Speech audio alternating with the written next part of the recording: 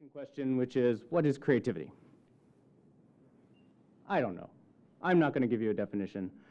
This is kind of like trying to define intelligence, and artificial intelligence is one of these things where we can have lots and lots of philosophical debates, but in the end of the day, we're just going to go back to our labs and do cool shit.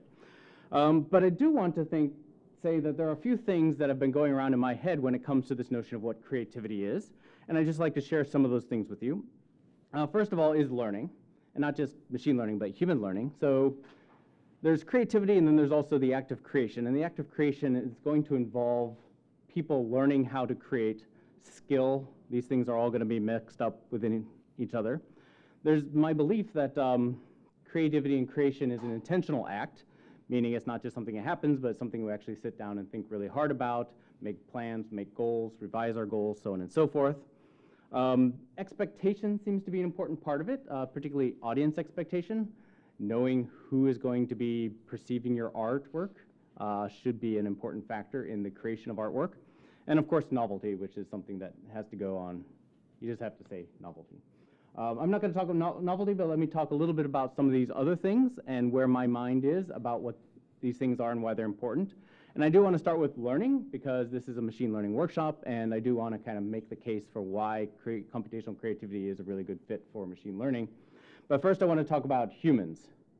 And in my observations of creators and creation and creativity over the many, many years, I've kind of come to this realization that people who are expert creators, whatever it is, art, music, etc., they go through a process. They go through a set of phases where they learn how to be good creators. And phase one is imitation.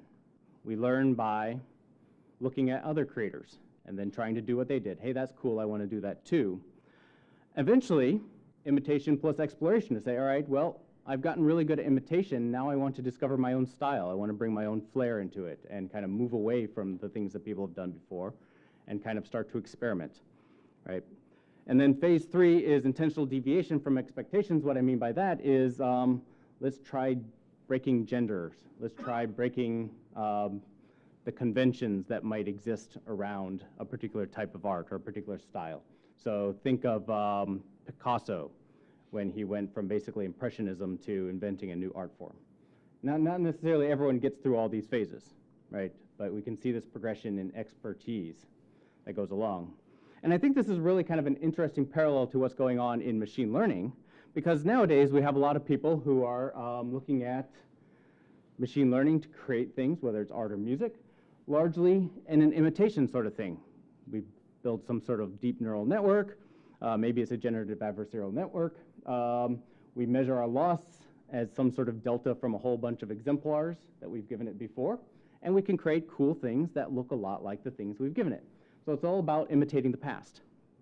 Now there's starting to be work, and I think this is where the really exciting things are happening, where we're starting to get beyond just mere imitation, and we're starting to see people explore with novelty search within these neural networks. But I don't think we've really gone even further than that. So this is a huge area with lots and lots of things to explore and lots of work ahead of us. Shifting gears a little bit, audience expectation. So what do we mean by audience expectation? Well, I think this is one thing that's been missing in a lot of work on computational creativity, is the notion that we should understand our audience. So here's a bunch of art. It was generated by neural networks. Is it good? Is it novel? Is it creative? Now, I know almost nothing about impressionistic or abstract art. Some of this looks nice. I might even put it on my wall. But if we can't, so there's kind of two issues going on here. One, evaluation. Who should we be asking to evaluate whether the outputs of this neural network are good? And the second of all, if we're going to evaluate against a particular audience who are experts or novices, should the neural network be able to revise its own generation based on who is going to be observing this? And then intentionality, I think, is the one big thing that I've been thinking about a lot. And I want to talk a little bit about what I mean by intentionality in creation. So far, what we know is that the goals of computational creativity systems typically come from the operator. We tell the systems what to generate. Oftentimes, this means there's no explicit goal, but we give it a whole bunch of examples of something. And that is what we want to see more of. So it's always coming from the human to the system saying, give me something like this. Give me things that meet these criteria, so on and so forth. I spent a long time looking at human creators, and what we know is that human creators change their goals. Okay? They set out doing one thing, they make a mistake, or they see an opportunity, they change their goals, they end up going somewhere completely different. This is especially true with experts. But even novices experience this as well. So, and the other thing that I think is wrapped up in intentionality is the notion that we do have models in our minds, models of art, models of what good art are. And there seems to be in human creators the ability to manipulate those models, to change those models in lots and lots of different ways. Whereas in lots of artificial intelligence, especially machine learning systems, what we do is we stop with the model. Hey, I learned a model. My error rates are low, success. But we haven't really kind of taken the next step and say, well, let's play with that model. What does it mean to play with the model? What does it mean to even make a computer system that knows how to play with its own model in some sort of non-random sort of way? And I think this is kind of the big key. So I think this is the grand challenge, that if we can solve this, then I think we're going to see really amazing, truly exciting sorts of things. Okay, so in my work, I've come into computational creativity kind of from two angles. Originally, it was story generation. More recently, I've gotten into automated game generation. I'm not going to talk about story generation. Laura Martin, one of my students in my lab, will be talking about some of our latest works in story generation a little bit later, so that would be redundant. But really, a lot of the thinking that I just went through has come through the notion of game generation and our successes in building a system that can build computer games. So I want to talk about that. And if you're not entirely sick of Super Mario Brothers by the end of my talk, good for you. Okay. So what is automatic computer game generation? Well, we want to build a system that can automatically and autonomously, meaning very little or no human input into the process, produce a novel, complete, and playable computer game. And oh, by the way, if it's actually fun, that's a bonus, but we're not even at that stage yet. Why do I think computer game generation is an interesting problem to solve? Well, first of all, unlike many other art forms, computer games are dynamic systems. So they have temporal notions. There's time that passes in the system, but also interactivity, right? So you're usually controlling some sort of game character. You click on things, you press things, you run into things, and the system responds to that stimuli instantaneously. There's a rich design space, right? There's lots of different genres of games, lots of different classes and styles, things like that, from 2D sprite games, platformers, 3D games, so on and so forth. So I think the genres are really easy to understand. Games provide a space. I think this is probably the most important one. Games provide a space that afford human decision making. What do I mean by that? I mean, every decision that a creation system makes about what goes in the game affects the player, right? Maybe it affords a choice. Maybe it takes away a choice. Maybe it provides an opportunity to explore, or maybe it gives them something to look, or some sort of feedback. So everything that happens in the game affects the audience. So I think in computer games, you cannot ignore the audience. You actually have to think about who the player is while you're creating the game itself. Evaluation might be easier. Evaluation in computational creativity systems is super hard. We don't really know how to evaluate systems. But in games, we seem to have some sort of intuitive notion. There's objective measures. Is the game completable? Is there a certain difficulty? Does it look like other games in the genre? So some of these sort of more objective things are possible within games, whereas maybe in abstract art, it may actually be much more difficult.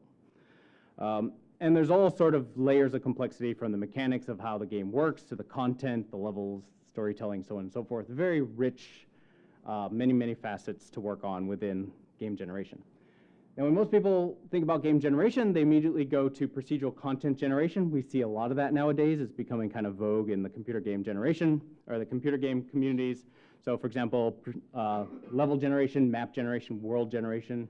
Probably most people have seen or heard of No Man's Sky, which is one of the most, I don't want to say successful, but it's a very popular game out there that actually uses procedural algorithms to produce lots and lots of different worlds. No Man's Sky is not new. So Star Trek Online was generating worlds 10 years ago, and Elder Scrolls 2 was generating complete world, populating a world full of villages with characters 20, 30 years ago, something like that. So procedural content generation has been around for a while. In the research community, a lot of us who work on procedural content generation work on Super Mario Brothers. It's kind of the fruit fly of level generation, which is a way of saying it's overly studied to the point that we all know it very, very well. And hey, if you can't do something in Super Mario Brothers, there's no point in going on to something more complicated. So that is also where I work. I don't like Super Mario Brothers, but we all have to do it. Okay. No one likes fruit flies either. All right. Well, maybe some people do. I don't know. Other people have worked on procedural content, this should actually say game generation. So going beyond content generation is actually generating the complete workable game. A lot of those games are very simple sorts of games like that, including some of my prior work.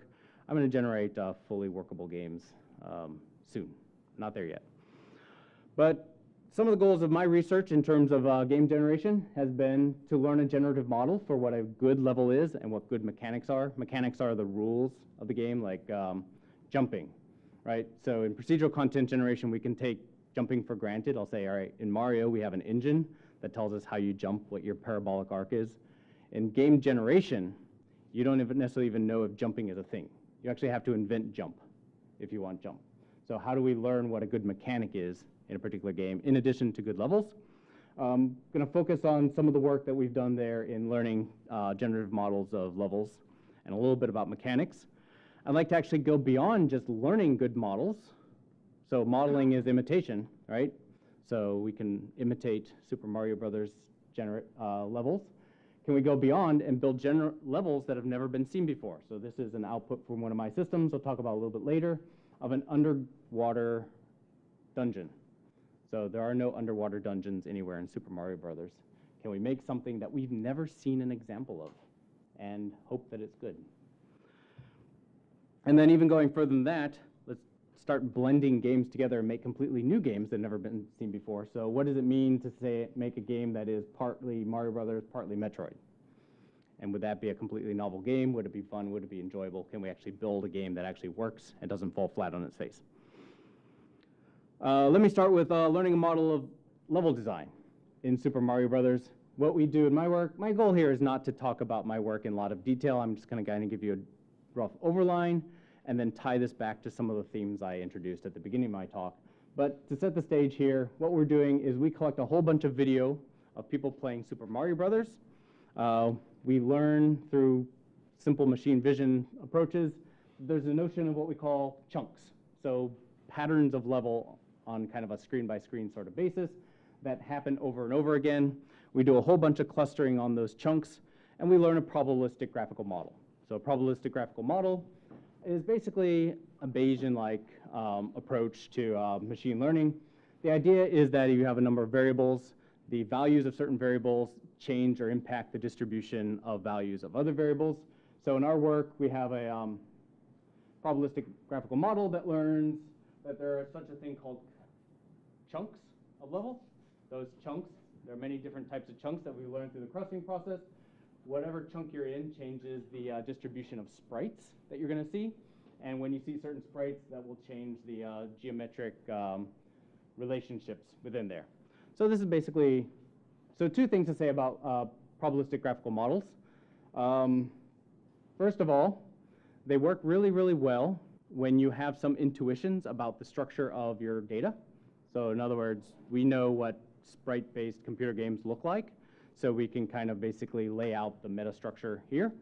We don't need to use deep neural networks to learn what the right representation is in the first place. And because of that, we can work on smaller data. So not everything has to be a deep neural net. And matter of fact, well, we use deep neural nets. Everything I'm going to talk about here is not using deep neural nets. So you can leave now if you need. OK.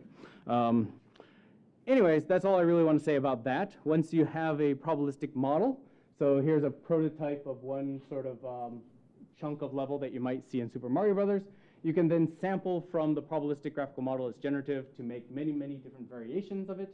It's going to introduce some randomness to it from time to time because it is probabilistic. But you can generate new chunks of a particular style. And you can also learn the probability that certain chunks are followed by other types of chunks. And you can basically build a giant Markov decision process. So once you've done that, generation of levels is basically figuring out what's the next chunk that could come after this one, sample from your probabilistic graphical model, come up with a chunk, slot it in, rinse and repeat until you have a complete working level. OK, And here is an example of something that was generated by my system being played by my student Matthew Guzdow, who is much better at playing than I am. And how many people are hearing the music right now? One person's like, no, no, no, no, no. Okay, all right. It goes through my head constantly. I have to see a psychiatrist, I think. Anyways, if you're familiar with Super Mario Brothers, I think this looks like the sort of thing you'd see in level 1-1, which is not unsurprising because it's trained on level 1-1, okay? And some other levels. And it does some weird things like that that I think are not typical of anything you'll see in Super Mario Brothers as well. Okay, but why did I go through all that? Is that generator creative?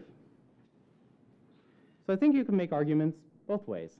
I'll actually go out on a limb and say that is actually not a very creative system.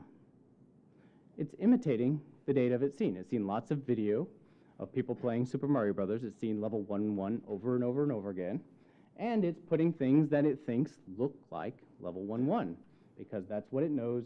Its criteria is how close are you to what you've seen before. Okay, so, but it is creating, right? So it is creative at one level, but it's maybe not as creative as we typically think of when we want to use the word creativity. And this is what I want to address in my work. If there is creativity, and it does do creation, can I point to where the creativity comes from? So this is kind of an interesting thought experiment that you can try in your own work as well. Where is the creativity coming from? In my system, it might be coming from the model. Okay, that seems like a good idea, but it might be coming from the model error. Okay, the system, if it's happiest when it produces a model with no error, which means it will just recreate the levels that it's seen over and over and over again, but there is some error in it, so time you see something that's completely new, it's because it's confused, right? And there's two possibilities of equal probability, and it chooses one, not the other. The creativity might be in the algorithm. And you can make an argument to say some of the creativity is in the algorithm, particularly in the sampling stage.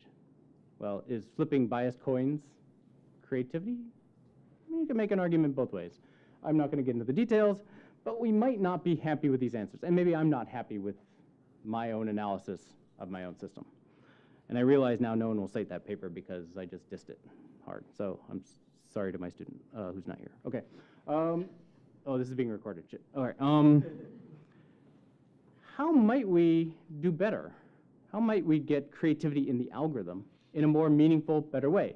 Now, we're getting into speculation. This is something that I'm working on now. I don't have all the answers here. But maybe the system should be able to play with the model, to be able to transform it. So it's learned this model. It's imitative. But can it do something interesting with the model other than just sample from it? Can it mutate the model? Make small changes so it's intentionally errorful? Can we pick another model and interpolate between those two models? What would this level look like if it's half this and half that? What would, let's pick another model and cross it over. Let's take half of something from one model, half of something from another model, put them together, hopefully in some sort of interesting way. Let's try to blend it, use something conceptual blending, etc. There might be more to this list than this. But can we build meta structures or meta search on top of this to say, you can do all these things with these models to force the system to do something very different from what it was trained to do. And then give the system the agency to choose from all these different strategies.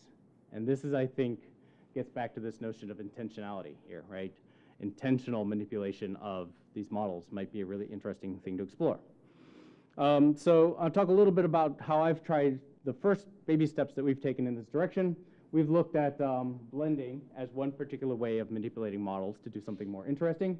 But of course, we're not actually giving the system any agency. We're just, we're telling it, you're going to do a blend, and that's it. So the creativity, you might say, is still coming from us, the system designers. What is concept blending? It's a theoretical model of creativity. Even back in the 80s, people were talking about analogy and the ability to map between two different spaces or two different models as something that humans might do when they create. And the nice thing about concept blending is there's lots and lots of literature on how to do this computationally. Basically, you take two spaces and you try to find the correspondences from it. Once you find the correspondences, then you can produce a new space that has new concepts that are similar to but different from all the others. So my favorite examples are the griffin which is part lion, part eagle. And my other favorite example is, you know what this is? Firefly, right? So the TV show Firefly, which is a Western set in space.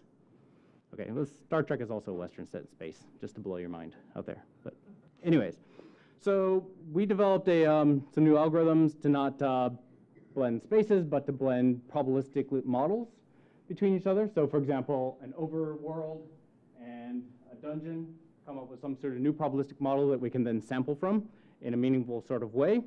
Won't go into the details of how that works, but here are some of the outputs. You've already seen one, which is the underwater dungeon, another underwater dungeon.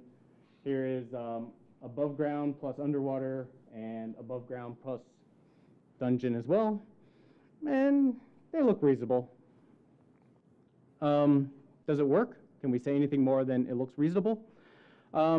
Really hard to evaluate computational creativity systems, but in this particular case, it turns out that in Japan, they released a sequel to Super Mario Brothers that never came out in the United States. They call it Super Mario Brothers 2. We call it the Lost Levels because they're really, really hard to find. Some of those lost levels are blends. So the original creator of Super Mario Brothers actually made blended levels, like underwater and above ground and things like that. So we ask, well, if our model is working correctly, it should be able to account for real levels produced by real experts, real game designers, better than a system that was just trained purely on the existing levels. So in other words, if we train it only on levels we've seen from the original game, and if our blending works, we should be able to account for the blends that we see in hidden information that we've never seen before, a game that we've never seen. So let me give you an example. So in the Lost Levels, there are above ground dungeons that never happened in the original game. And we basically went and said, well, let's see how a bunch of different levels account for this. What's the probability that this level can be generated by some number of models? So these are models that were trained on original Super Mario Brothers. So is it a castle? Well, it doesn't think it's a castle. It does think it's a little bit of an overworld. We train it on all Super Mario Brothers. It should account for more than what just levels trained on these two things are. And we've come up with a couple different blending algorithms that understand the level better. It's like, oh yeah, I get it.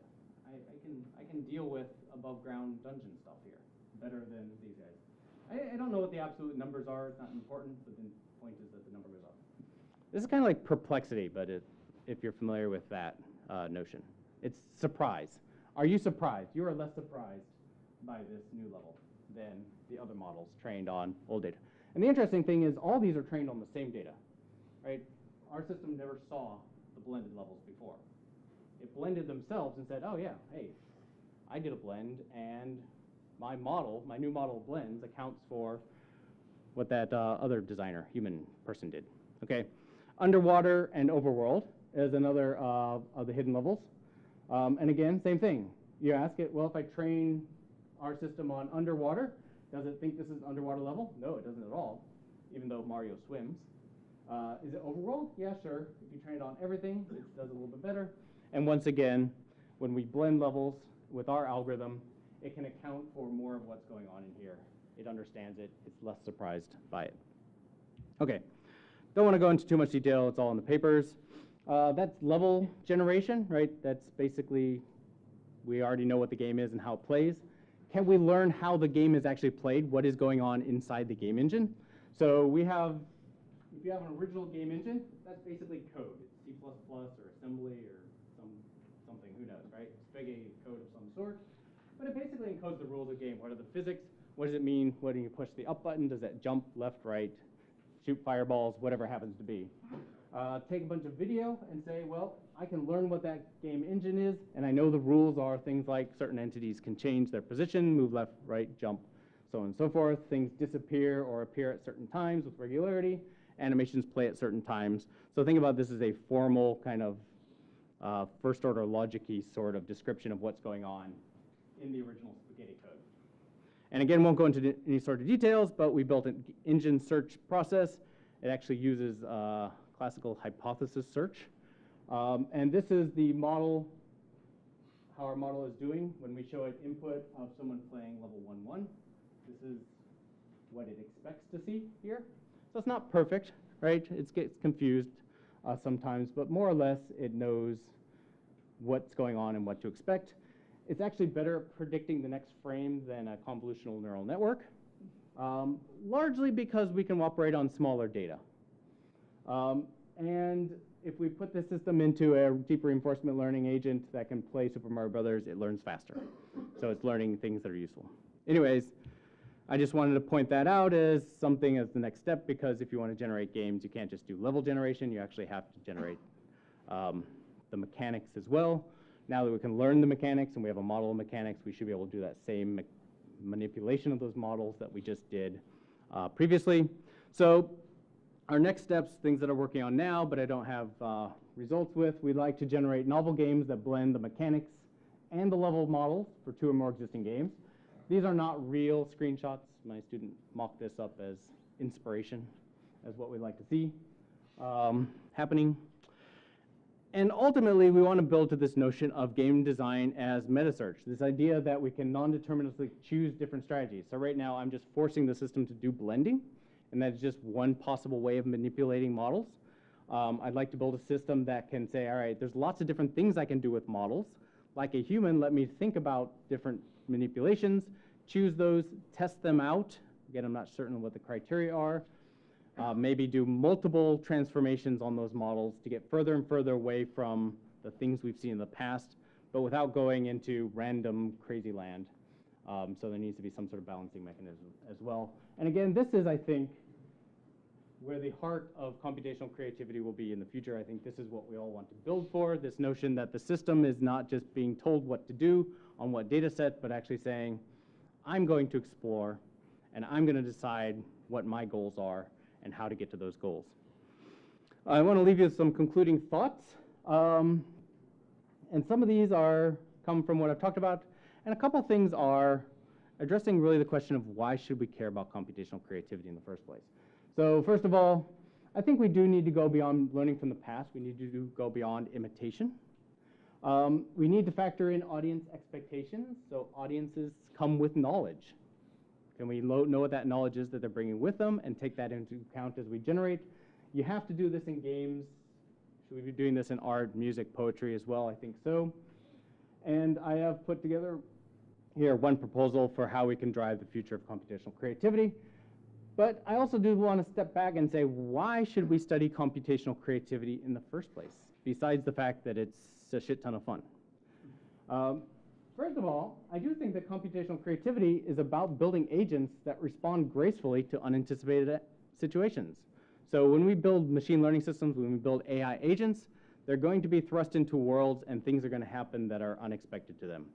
If they're just trying to map that back to existing data to respond, they're going to make lots of mistakes.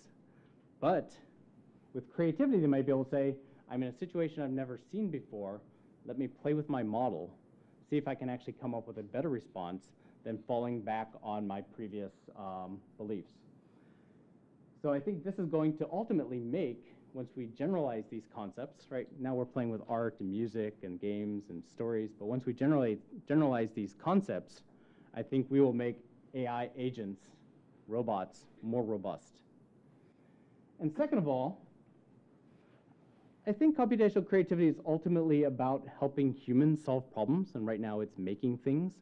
But if you think in general, problem-solving assistants, those problem-solving assistants are not going to work very well when humans are able to make these intuitive leaps that computer systems have a trouble keeping up with. Otherwise, your system is also be saying, how did you get from A to B? I don't understand.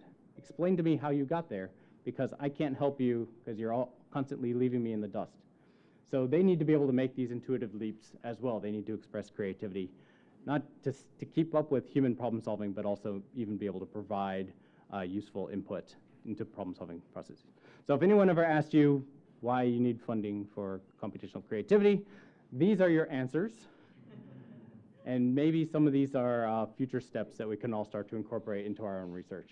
Hopefully I've left with you some interesting thoughts. Hopefully you're inspired. Hopefully you're not stuck with the Mario theme song running through your head, and if there's time, I'd love to answer any questions. Must say some great students have helped me think through these things, do the interesting work, and thank you guys for finding your way up to the 8th floor and listening to me today. Thanks.